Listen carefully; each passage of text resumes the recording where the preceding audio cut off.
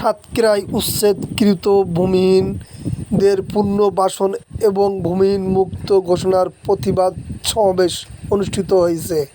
সাতক্ষীরা জেলা ভূমিহীন সমিতির আয়োজনে 15 জুলাই সোমবার বিকাল 4টার সময় সাতক্ষীরা নিউ মার্কেটের সামনে আলাউদ্দিন চত্বরে উচ্ছেদকৃত ভূমিহীনদের পুনর্বাসন এবং ভূমিহীন মুক্ত ঘোষণার প্রতিবাদ সমাবেশ অনুষ্ঠিত হয়।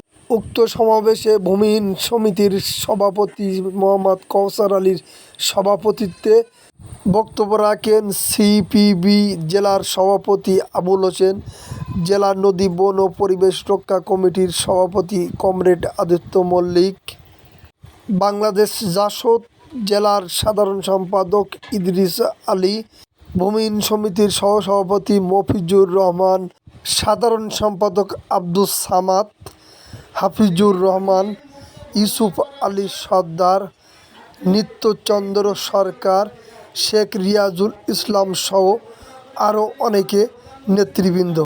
উক্ত সমাবেশে সাতক্ষীরা জেলার ভূমিহীন মুক্ত ঘোষণা বাতিল করে অবিলম্বে সাতক্ষীরা জেলার ভূমিহীনদের পুনর্বাসন এবং উচ্ছেদকৃত ভূমিহীনদের পুনর্বাসন করার দাবি জানান বক্তারা।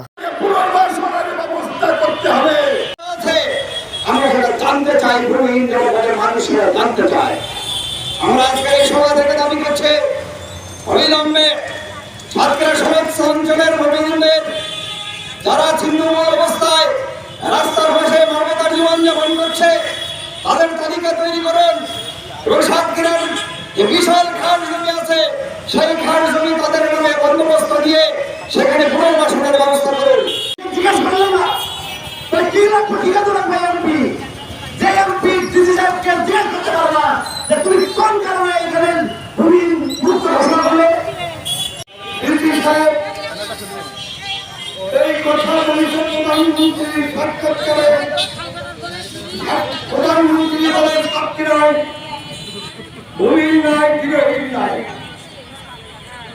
যদি ভূমিহীন না থাকে রাস্তার গায়ে এই ঘরগুলো ভাঙা হচ্ছে, যারা আজকে কনফার্ম ইমাজ করছে এরা কারা? আমরা ডিসি সাহেবের কাছে শুনতে চাই আপনি কি করে বলবেন যে সাতক্ষীরা গৃহহীন এবং ভূমিহীন মুক্ত। অভিযান চলার আগে সাতক্ষীরায় আমাদের মাননীয় জেলা প্রশাসক মহোদয় ঘোষণা করেছেন ভূমিহীন ও গৃহহীন মুক্ত। ভূমিহীন ও গৃহহীন মুক্ত ঘোষণা করার পরে মাননীয় প্রধানমন্ত্রীর মনে হয় নলেজে দেশে যাওয়ার পরে উনি খুব খুশি হয়েছেন। তারপরে যখন এই উচ্ছেদ অভিযান চলাকালীন ভূমিহীনদের ঘর বাড়ি উচ্ছেদ করা হচ্ছে তখন তারা মানবতার বিরোধী